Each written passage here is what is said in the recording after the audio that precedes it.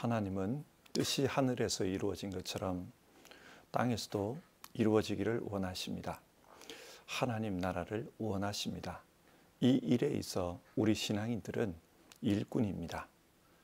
출애굽 사건에서 모세는 대표적인 하나님의 일꾼이었습니다.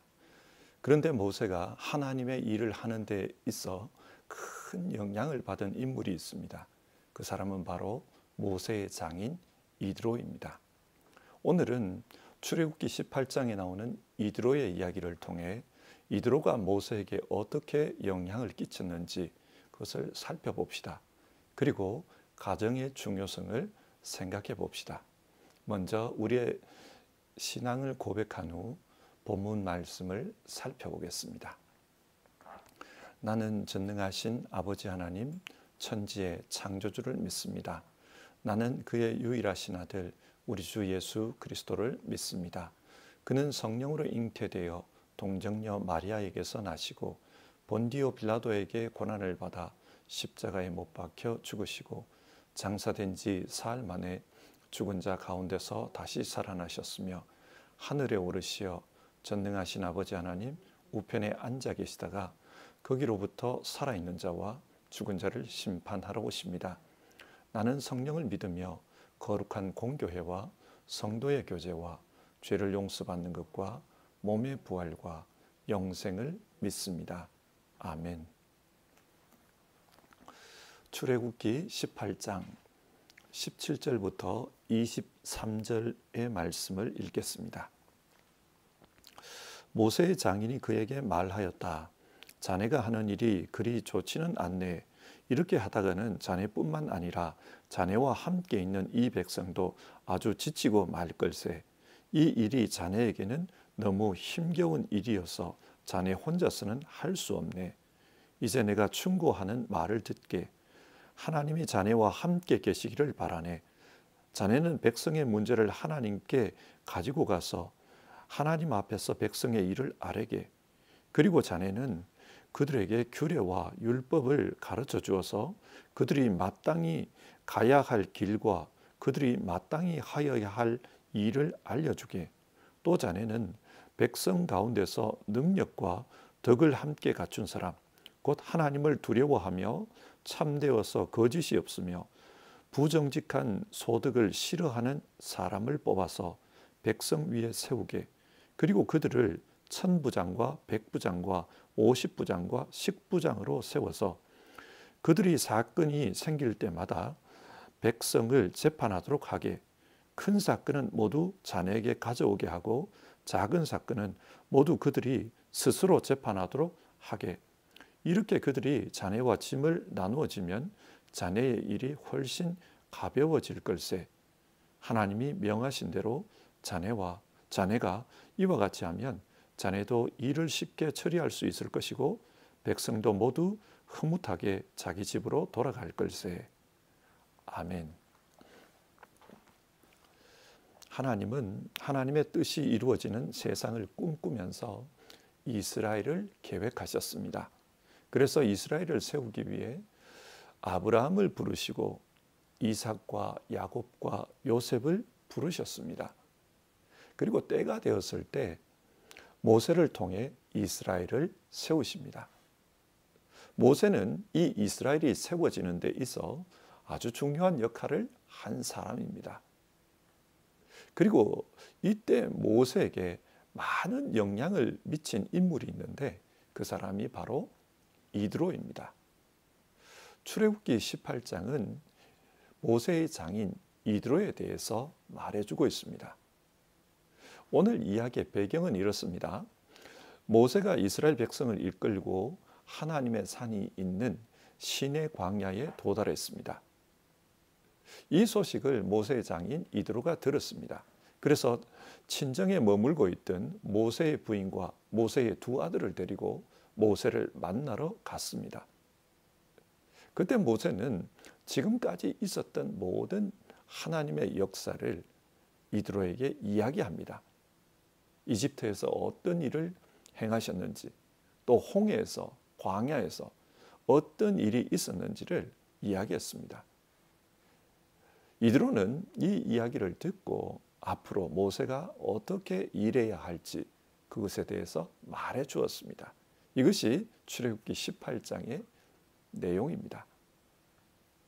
성경을 계속해서 보시면은 출애굽기 19장부터 24장은 이스라엘 백성이 하나님과 언약을 맺는 이야기입니다. 하나의 국가로서 이스라엘이 성립이 됩니다. 우리의 관심은 왜 하나님은 이런 일을 하시기 전에 이드로를 보내셨는가 하는 것입니다. 모세에게 영향을 끼치기 위해서입니다. 그러면 어떤 영향을 끼쳤습니까? 먼저는 신앙적인 부분에서 영향을 끼쳤습니다. 이드로는 미디안의 제사장이었습니다. 하나님을 섬기는 사람입니다. 그가 어떻게 하나님을 섬기고 있었을까? 8절 이하를 보면 이드로의 신앙을 추측할 수 있습니다. 모세로부터 지금까지 있었던 이야기를 다 들은 다음에 이드로가 어떤 반응을 보입니까? 9절을 보시면요. 그러자 이드로는 주님께서 이스라엘을 이집트 사람의 손아귀에서 건져주시려고 베푸신 온갖 고마운 일을 전하여 듣고서 기뻐하였다. 이드로는 하나님께서 행하신 그 역사를 듣고 기뻐했습니다. 여러분, 하나님을 믿는 사람과 믿지 않는 사람의 차이가 어디에 있을까요? 하나님을 믿는 사람은 하나님을 기뻐합니다. 그래서 하나님이 하신 일을 찬양합니다. 10절을 보십시오. 이드로가 이런 말을 합니다. 주님께서 이집트 사람의 손아귀와 바로의 손아귀에서 자네와 자네의 백성을 건져주시고 이 백성을 이집트 사람의 억압으로부터 건져주셨으니 주님은 마땅히 찬양을 받으실 분일세. 찬양은 아주 단순하게 말하면 하나님을 자랑하는 것입니다. 하나님께서 하신 일이 너무 기쁘고 좋아서 사람들에게 그 하나님을 자랑하는 것, 그것이 찬양입니다. 이드로는 자신이 섬기던 하나님께서 모세를 통해서 행하셨던 그 일을 지금 찬양하고 있습니다. 모세는 40년 동안 미디안 광야에서 처가살이를 했습니다. 그러니까 모세에게 이드로는 부모님입니다. 일반적으로 자녀는 부모님의 신앙을 많이 물려받습니다. 예를 들어 부모가 늘 하나님을 원망하면서 신앙했다고 합시다. 그러면 그 자녀는 하나님에 대해서 어떤 생각을 가질까요? 하나님을 좋은 분으로, 선하신 분으로 생각할 리가 없습니다. 자녀의 신앙에 있어서 부모의 역할은 아주 큽니다.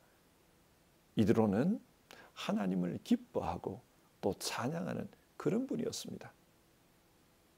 또 이드로는 계속해서 하나님을 배워가는 사람이었습니다.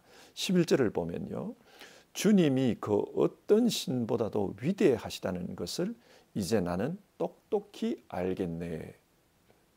이드로는 모세의 이야기를 듣고 하나님이 어떤 분인지를 알게 되었다고 말합니다. 이드로는 하나님을 섬기는 제사장이 있기 때문에 하나님이 어떤 분인지를 알고 있었을 것입니다. 그러나 모세의 증언을 들으면서 하나님은 이런 분이시구나 새롭게 알게 되었다는 겁니다. 이 말은 이드로는 계속해서 하나님을 배워가는 그런 사람이었다는 뜻입니다. 이런 생각을 한번 해봅시다. 여러분, 어릴 때 읽던 성경과 나이가 들어서 읽는 성경은 어떤 차이가 있습니까? 어릴 때 읽던 성경과 나이가 들면서 깨닫게 되는 성경은 차이가 있습니다. 연륜이 깊어질수록 성경 말씀의 깊이도 달라집니다. 하나님을 알아가는 것이 그렇습니다. 그런데 마치 하나님을 다 아는 것처럼 난 더 이상 하나님에 대해서 알지 않아도 돼. 더 이상 관심이 없다면 그 신앙은 퇴보합니다. 정체되는 것이 아니라 퇴보합니다. 그래서 끊임없이 성경을 통해서 또 삶을 통해서 하나님을 알아가는 것이 중요합니다. 12절을 보면 모세의 장인이 하나님의 역사심을 듣고 하나님께 번제물과 희생제물을 바쳤다는 말이 나옵니다. 예배를 드린 것이지요. 하나님을 알아가는 것이 너무 감사하고 또 알면 알수록 기쁘고 좋기 때문에 하나님께 예배를 드린 것입니다. 신앙은 교회를 통해 배울 수 있습니다. 그러나 요즘처럼 교회에 있는 시간이 한정되어 있고 각자 사는 시간이 더 많은 이런 상황에서는 가정에서의 신앙교육이 더 중요합니다. 이드로는 가정이라는 이 공간을 통해서 모세에게 신앙의 본을 보인 사람입니다. 그러니까 모세는 그 이드로를 통해서 하나님을 섬기는 것이 어떤 것임을 많이 배웠을 것입니다. 오늘 우리는 성경을 읽으며 우리 가정 안에서 어떻게 신앙 교육이 이루어지고 있는지 그것을 점검해 볼 필요가 있습니다. 두 번째로 이드로는 이스라엘 국가 행정에 영향을 끼친 분입니다. 13절을 보면 모세가 이스라엘 백성들을 재판하는 이야기가 나옵니다. 사람들은 궁금한 것이 있으면 하나님의 뜻을 묻기 위해 모세에게 달려왔습니다. 많은 사람들이 먹고 사는 것도 마시는 물도 불편한 그런 광야에서 살다 보니 이런저런 불만들이 많았을 것입니다. 그래서 이웃 간에 충돌이 생길 때마다 모세에게 달려와서 이런 경우 하나님 뜻은 무엇입니까? 그렇게 물었습니다. 모세는 아침부터 저녁까지 그 이야기를 듣고 또 해결책을 제시해 주느라 정신이 없었습니다. 자, 이때 사람들은 어떠했을 것 같습니까? 긴 줄을 서서 자기 순서가 돌아오기를 기다렸을 것입니다. 제가 처음 베를린에 왔을 때 베딩에 살았습니다. 당시 베딩에는 저같이 그 외국 사람들이 참 많았습니다. 라하트하우스에 뭔가 일 볼 게 있어서 가면은 굉장히 긴 줄을 서 기다려야만 했습니다. 다들 외국인이다 보니까 말이 능숙하지가 않고 독일어가 능숙하지가 않고 또 행정직원과 이 의사소통이 잘 안 되다 보니까 간단한 일을 처리하는데도 오랜 시간이 걸렸습니다. 그러다 보면 기다리는 사람은 짜증이 납니다. 또 독일은 왜 이렇게 일 처리가 느릴까? 그런 불만이 쌓이게 됩니다. 이처럼 당시 이스라엘 사람들도 기다리면서 불만이 쌓였을 것입니다. 모세는 왜 이렇게 일을 잘 처리하지 못할까? 그런 불평이 있었을 것입니다. 하루 종일 기다려도 해결을 못했다면 그 다음날 또다시 와서 줄을 서서 기다려야 합니다. 사람들이 힘들어했습니다. 이것을 본 이드로가 제안을 합니다. 그 제안은 혼자서 일하지 말고 함께 일할 수 있는 사람을 세우라는 것이었습니다. 그래서 그 사람들에게 하나님의 규례와 율법을 가르쳐 주어서 작은 일은 스스로 처리하도록 하라고 했습니다. 그래서 하나님을 두려워하는 사람, 또 능력이 있는 사람, 또 정직하고 어떤 자기 이익에 욕심이 없는 사람, 그런 사람을 뽑아서 1000부장, 100부장, 50부장, 10부장으로 세우라고 했습니다. 이드로가 제안한 이 조직은 나중에 이스라엘 군대 조직의 기본 뼈대가 됩니다. 이렇게 일을 나누어서 하면 여러 가지 장점이 있습니다. 생각해 보십시오. 어떤 공동체 내에서 능력이 있는데 아무런 역할도 받지 못했다고 한번 가정해 봅시다. 그러면 능력 있는 그 사람의 눈에는 이게 문제다, 저게 문제다, 문제가 보일 거예요. 그러다 보면 그 사람은 불평의 앞잡이가 될 수 있습니다.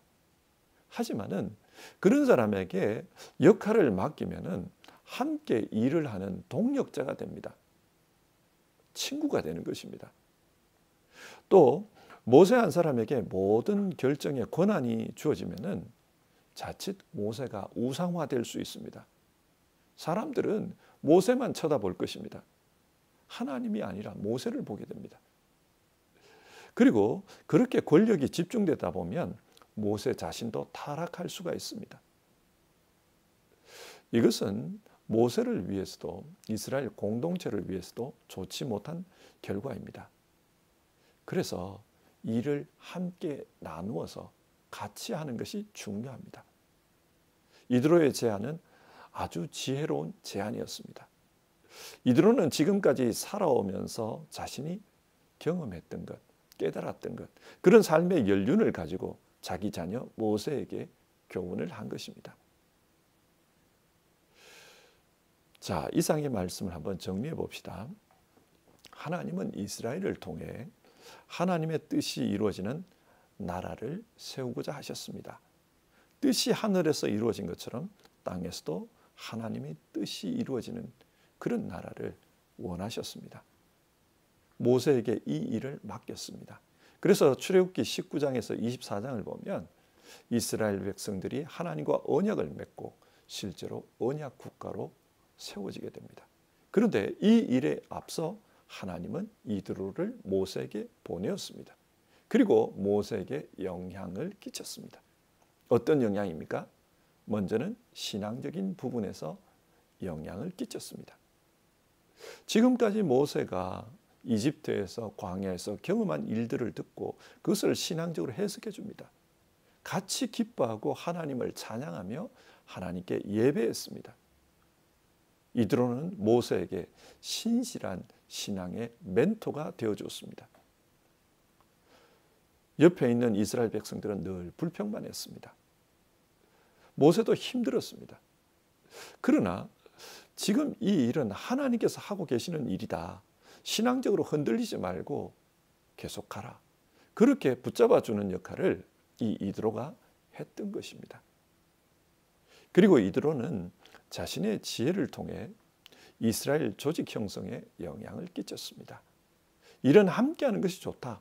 공동체는 역할을 나누어서 함께 책임지고 함께 권한을 행사할 때 그때 하나님께 영광이 된다. 그것을 가르쳐 주었습니다. 자신이 삶을 통해 배운 그런 지혜를 모세의 생활 현장에 적용할 수 있도록 도운 것입니다. 자, 오늘 이 말씀을 오늘 우리의 현실에서 한번 생각해 봅시다. 5월은 가정의 달입니다. 그래서 가정의 중요성을 생각하게 되는데 여러분, 우리의 가정에서는 어떤 일이 일어나고 있습니까? 이들을 통해 생각해 보면 가정에서는 자녀에게 신앙이 전달되어야 하고 또 삶의 지혜들이 전달되어야 합니다. 그래서 그를 통해 하나님께 영광이 되고 하나님의 뜻이 이루어지는데 사용이 되면 참 좋겠습니다. 부모가 자녀에게, 때론 자녀가 부모에게 서로 걸림돌이라고 생각하는 경우가 현대 가정에는 있습니다. 이것은 가정적으로도 좋지 않은 것이고 하나님 나라에서도 좋지 않은 것입니다. 그래서 우리 모두는 오늘 말씀을 근거로 해서 기도했으면 좋겠습니다. 하나님, 오늘 성경이 말하는 것처럼 가정이 신앙에 선한 영향력을 끼치는 공간이 되게 하옵소서. 자녀들에게 신앙이 전달되는 공간이 되게 하옵소서. 또 삶의 지혜와 지식이 공유되는 그런 곳이 되게 하옵소서. 그래서 자녀들이 세상에 나아가 하나님의 뜻을 펼칠 때 선한 도움이 될 수 있도록 역사해 주옵소서. 그렇게 기도했으면 좋겠습니다. 이렇게 가정이 쓰임받기 위해서는 전제되어야 할 것이 있습니다. 그것은 부모님들이 신앙에 좋은 멘토가 되어야 한다는 사실입니다. 그리고 부모님이 자녀에게 잔소리꾼이 아니라 지혜의 멘토가 되어야만 가능합니다. 이 일을 위해서 우리가 기도했으면 좋겠습니다.